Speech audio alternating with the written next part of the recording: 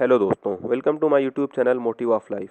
दोस्तों, आज की इस मोटिवेशनल वीडियो में हम आपको बॉलीवुड के एक ऐसे कलाकार की सफलता की कहानी सुनाएंगे जिन्होंने अपनी कड़ी मेहनत और स्ट्रगल की बुनियाद पर आज बॉलीवुड में अपना वो नाम बनाया है जिसको भुला पाना नामुमकिन है। जी हाँ, मैं बात कर रहा हूँ मनोज वाजपेयी की। मनोज वाजपेयी का जन्म 23 अप्रैल 1969 को बिहार के पश्चिम चंपारण स्थित बेलवा गांव के एक साधारण से परिवार में हुआ था। वाजपेयी को जन्म से ही एक्टिंग का शौक था। हाई स्कूल की पढ़ाई बिहार के बेतिया ज़िले के ए हाई स्कूल से पूरी करने के बाद वो दिल्ली आ गए। यहाँ यूनिवर्सिटी में एक्टिंग के लिए प्लेटफॉर्म भी मिला।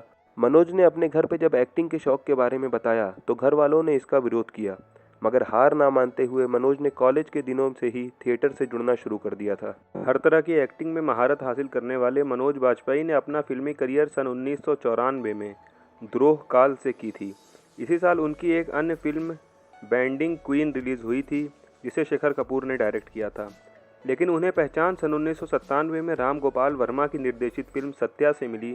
इस फिल्म ने मनोज को उस दौर के अभिनेताओं के समक्ष लाकर खड़ा कर दिया था। इस फिल्म के लिए उन्हें सर्वश्रेष्ठ अभिनेता का राष्ट्रीय पुरस्कार भी मिला। इन फिल्मों में काम करने के बाद भी मनोज वाजपेयी को हिंदी सिनेमा में पांव जमाने के लिए कड़ी मेहनत करनी पड़ी। आज वो बॉलीवुड के सर्वश्रेष्ठ एक्टर्स में से एक माने जाते हैं। अब तक मनोज वाजपेयी ने कई फिल्में की हैं, जिनमें शूल, गैंग्स ऑफ वासेपुर, वीर ज़ारा, फिज़ा आदि शामिल हैं। Manoj Vajpayee national school of drama के स्टूडेंट रहे हैं।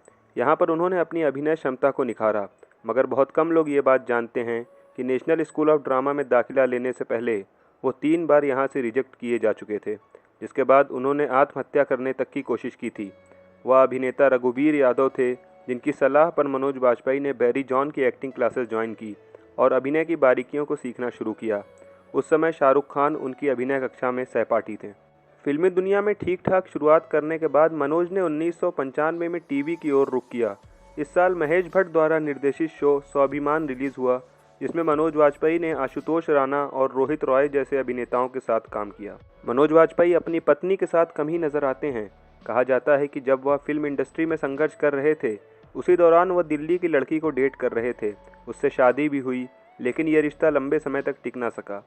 इसके बाद उन्होंने अभिनेत्री शबाना रज़ा से शादी की, जिन्हें नेहा के नाम से भी जाना जाता है। इस जोड़े ने 2006 में शादी की और उनकी एक बेटी भी है। दोस्तों, एक छोटे से किसान परिवार में जन्म लेकर मायानगरी में अपनी पहचान बनाने वाले मनोज वाजपेयी आज करोड़ों की संपत्ति के मालिक हैं। विभिन्न रिपोर्ट्स के अनुसार मनोज वाजपेयी के पास लगभग 90 करोड़ की कुल संपत्ति है। इसके अलावा उनके पास कुछ ब्रांड एंडोर्समेंट भी हैं। मनोज वाजपेयी सिर्फ एक एक्टर ही नहीं बल्कि खुद में ही एक एक्टिंग का इंस्टीट्यूट हैं।